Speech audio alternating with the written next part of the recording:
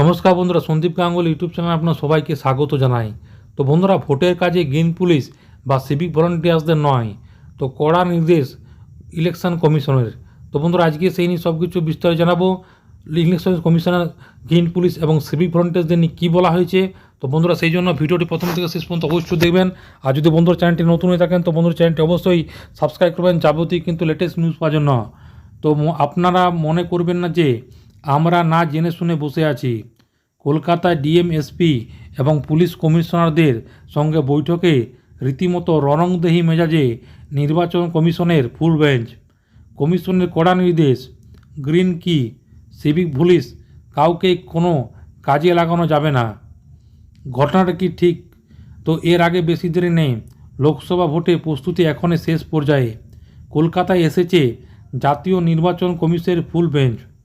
প্রথমে বিভিন্ন রাজনৈতিক দল, তারপর ডিএম, এসপি, পুলিশ কমিশনারদের সঙ্গে বৈঠক করলেন ফুল বেঞ্চের সদস্যরা।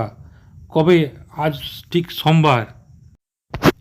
তো সূত্রের খবর, তো বৈঠকে কলকাতা পুলিশের কমিশনার বিনীত গোয়েলের কাছে কমিশন জানতে চায় পুলিশ আর সিভিক ভলান্টিয়ার্স কি এক। জবাবে এসপি বলেন প্রায় এক। এর উপরে কমিশনের নির্দেশ, মনে রাখবেন গ্রিন কি সিভিক পুলিশ ভলান্টিয়ার কাউকে কোনো কাজে লাগানো যাবে না। সিপি হলেন হ্যাঁ, হাইকোর্টের নির্দেশ আছে।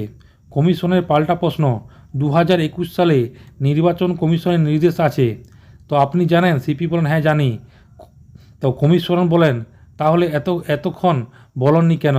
এদিকে ভোটের নির্ঘণ্ট ঘোষণার আগেই যখন রাজ্যের রুটমার্চ শুরু করে দিয়েছে কেন্দ্রীয় বাহিনী, তখন সন্দেশখালী প্রসঙ্গ তুলে বসিরহাট পুলিশ কমিশনারকে তুলোধনা করেছেন নির্বাচন কমিশন। সঙ্গে হুঁশিয়ারি, সন্দেশখালীতে ভয় দেখানো, বোমাবাজি কিংবা ধর্ষণের মতো ঘটনা ঘটলে সিনিয়র অফিসারদের সরিয়ে দেওয়া হবে। সূত্রের খবর তেমনটাই। তো বন্ধুরা, আশা করি বুঝতে পারলেন। তো এইটাই ছিল ছোট্ট একটি আপডেট। ভিডিওটি ভালো লাগে বন্ধু, চ্যানেলটি অবশ্যই সাবস্ক্রাইব করবেন। মনে যদি বন্ধুরা কোনো কোয়েশ্চেন থাকে তো বন্ধুরা কমেন্ট বক্সে কমেন্ট করতে পারেন, নিশ্চয়ই সাহায্য করার চেষ্টা করবো। পরবর্তীকালে নতুন কোনো ভিডিও দেখাবে, তো তখন বন্ধুরা ভালো থাকবেন, সুস্থ থাকবেন, সাবধান থাকবেন। সবাইকে অসংখ্য ধন্যবাদ।